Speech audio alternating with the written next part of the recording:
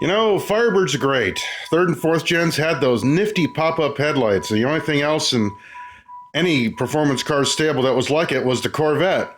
Well, and just like the Corvette, pop-up headlights are cool, but they have their own little sets of unique problems. And there's a reason, other than safety, supposedly, that you don't see a lot of cars with them anymore. Here's one.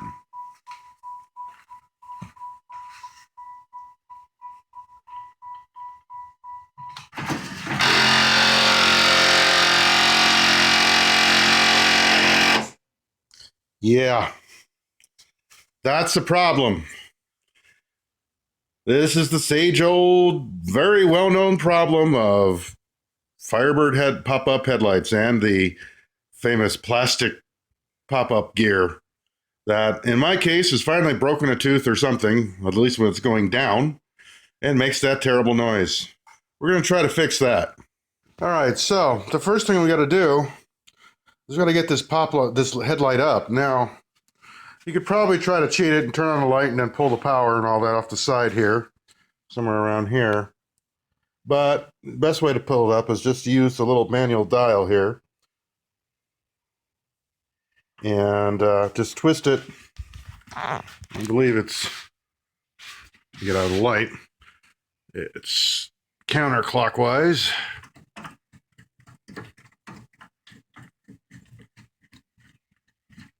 Yep, until we get it fully extended, because we're going to have to take this, these side bezels off.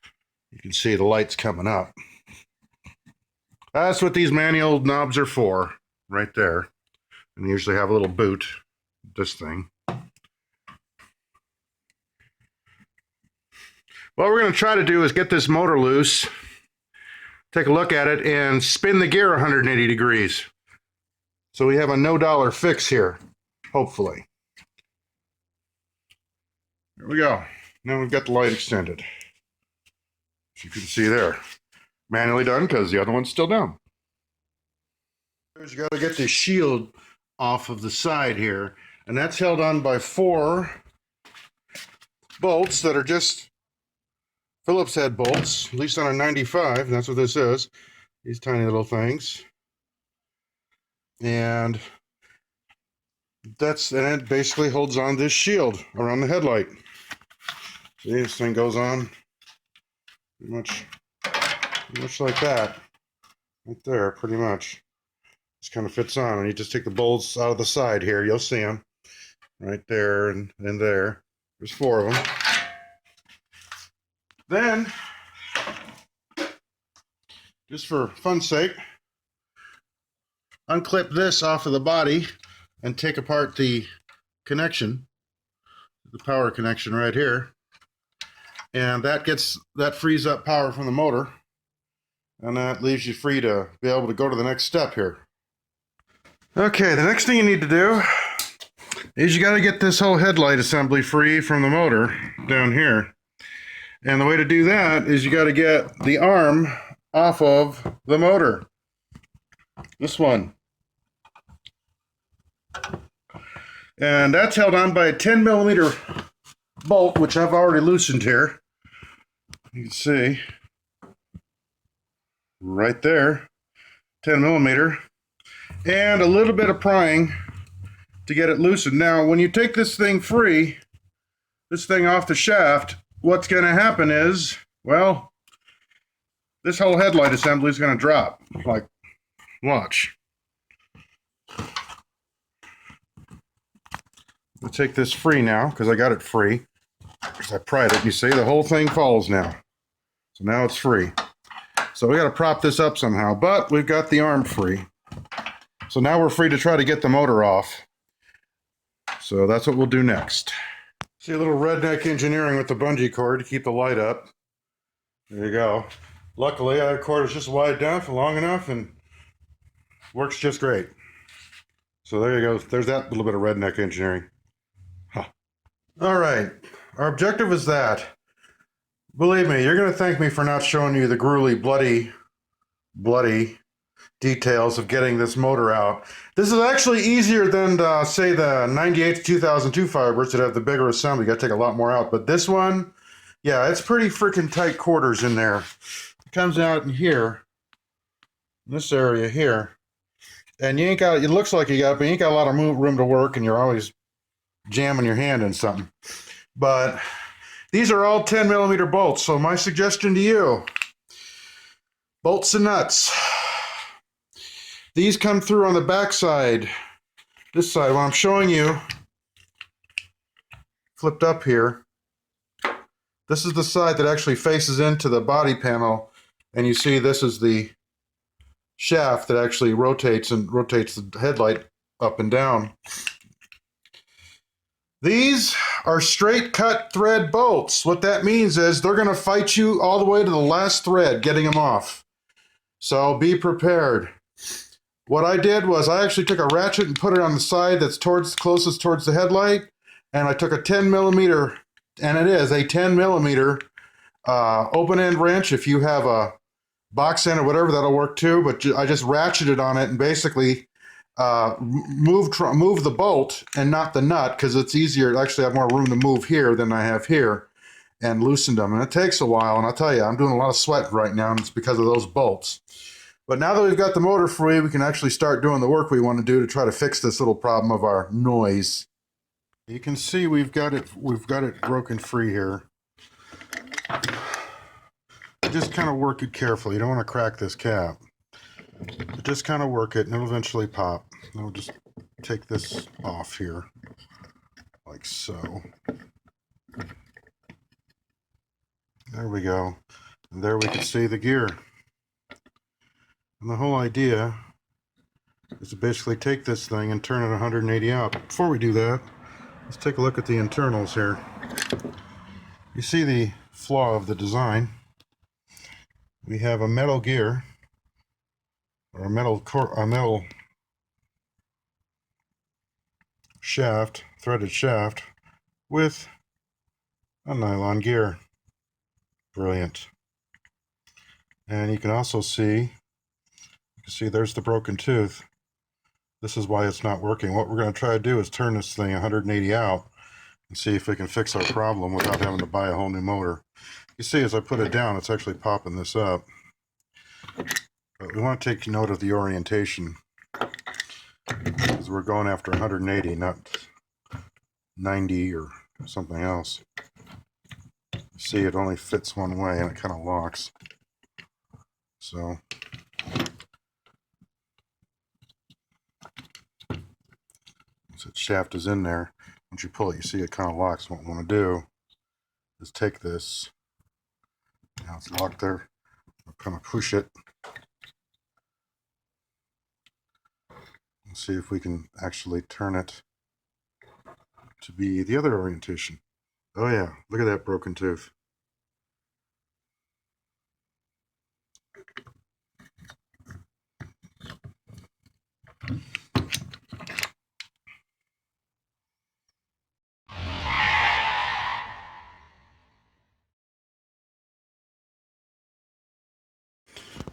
Okay, quick switch to the video here. You know how I had that apart and I flipped that gear and I thought, hey, if you flip it 180, it'll open. No, it won't. It won't happen.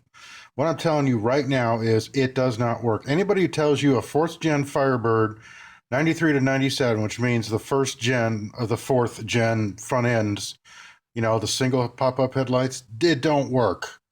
That gear goes around all the way, which means you go through all that trouble, take the gear out, flip it around, put it back in, put it all back in, bleed profusely, and you'll still have the same problem. It's BS. Maybe it works on the older ones. Maybe it works on the dual headlight models. It does not work on the 4th gens. Not that I've found. And it's pretty freaking simple, folks. It's one gear with a screw, and that's it. You got a broken tooth on that gear, it's screwed. It's not going to work. So, that said, I've learned some things since I've done this twice now. And one of the things I've learned is, of course, you're going to be using a 10 millimeter socket. on a ratchet or something like that. Actually, though, if you happen to have a metric set of open-end ratcheting wrenches, those would be even better because they would fit in the space better. Second, this is all the space you got to work in. That's it. And yeah, I got a pretty big hand. But okay, here's comparison. There you go.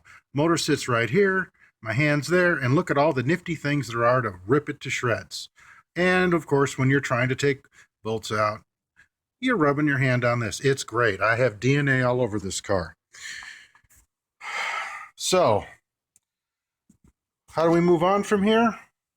I'll tell you how we move on from here. We ordered a brass gear. Found it was about 25 bucks. American seller. And what we're going to do is we're going to install that gear in this box. So, hold on for a minute. All right, here's the replacement gear. Brass, machined, metal, instead of this piece of plastic garbage. And here you can see where the gear is broken, right there. Hopefully we're going to fix this. First thing we got to do, once we get the cover off, is pull this whole assembly out. And there you see it. There's my sad gear with one whole tooth completely gone. And that's enough to make this thing not work. So we're going to try to fit this one onto the spindle. Well, we've got to get this. This is actually a separate piece of blackness here. Got to get that out. See, it's just the same, machine the same. But we have to take this little thing because this is well, actually, otherwise this is going to have way too much slop. We'll fit this in here. Such. Should line up with the indentations. And just kind of pop in place when it's done. Okay, it took a little work because this isn't plastic, so it doesn't give as much, but we got the insulator in there and which will let us get our drive gear here to actually catch correctly to turn this thing.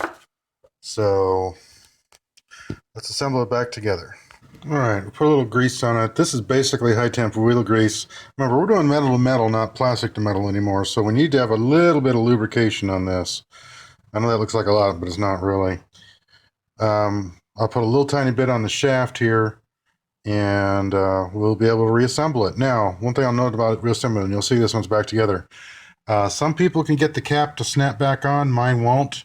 I have some non-hardening sealant around the edge there just to keep dirt and grime and crap out of it. But literally I'm going to use zip ties and cut off the ends to keep this secure. It'll work just fine. It's cheaper than 200 bucks, folks. Here we go. All right, folks, one last thing before I button it up. If you look down here, let me get the thing down here, you will see there's the shaft. It goes all the way up, and it meets the headlight right there.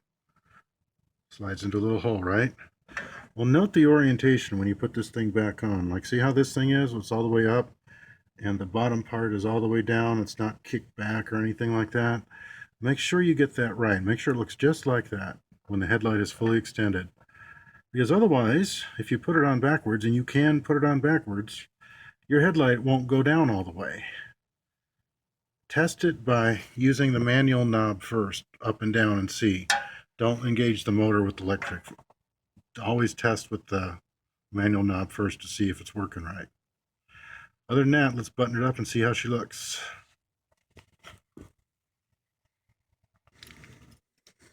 Well, what do you think, guys? Looks like it works to me.